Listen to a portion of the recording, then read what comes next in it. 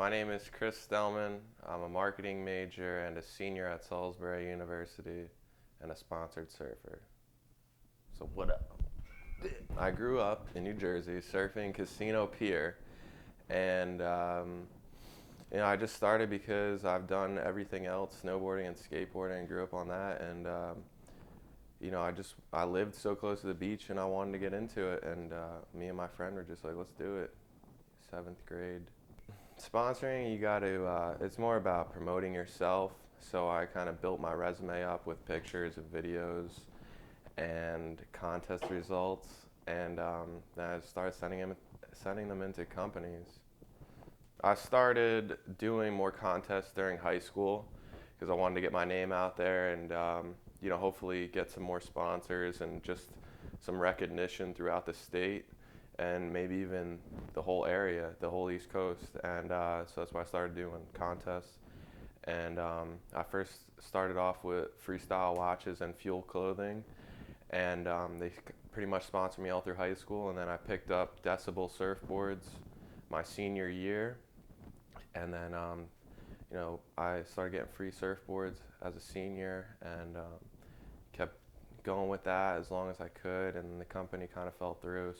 So after being with Decibel and that whole thing falling through, I was just cruising around and didn't go anywhere after high school. I just stayed at home and went to community college and got picked up by a local surf shop, Rising Sun, and they were great to me, and kept doing, kind of fell out of the contest scene a little bit, wanted to refine my surfing, and then I got picked up by Punt Surf Traction Pads this past year, and after graduation I just plan on doing a lot more contests. I'll have a lot more free time and planning to do some work in contests. Surf companies will take guys from the Northeast, usually guys from the Northeast, but they take them on trips around the world to cold water places. They're just strictly cold water surfers, and they just surf the coldest place possible, and it's great waves. And there's a lot of guys who are doing that nowadays, and I would love to be a part of that. Me and Chris are from an area right by the beach. It's just like Ocean City, but in New Jersey. And um, I surf mostly in the summertime, and then maybe fall and sometimes in the spring, because it's not that cold. But Chris surfs all throughout, like a lot of guys do. But I just never really got into that. But once I started living with him, he kind of like pushes you to surf all the time. And this year was one of the first years I've been going throughout the whole winter. So it's kind of cool to surf in the winter because there's not that many people out and the waves are way better. Ocean City is a lot different than Jersey. Down here, there's not as many surfers as New Jersey. It's very competitive up there, and there's a lot of good kids at every single spot you just go to.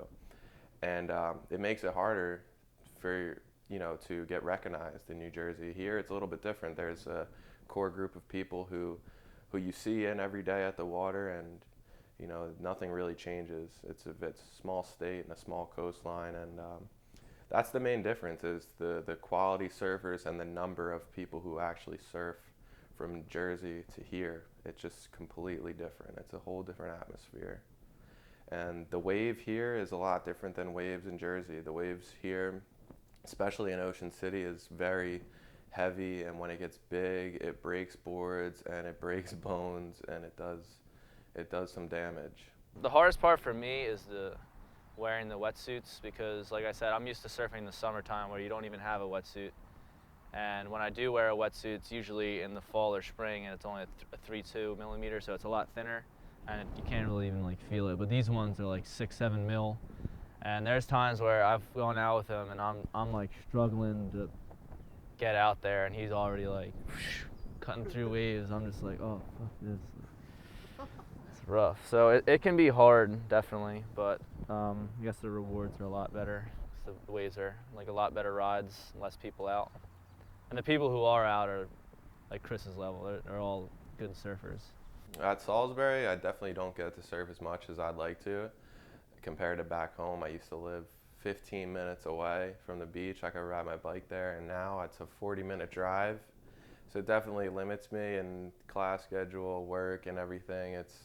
It's kind of difficult to get in the water, but that's part of being an East Coast surfer is you have to be very dedicated and, work around your, life to get to the waves because there's not always waves every single day.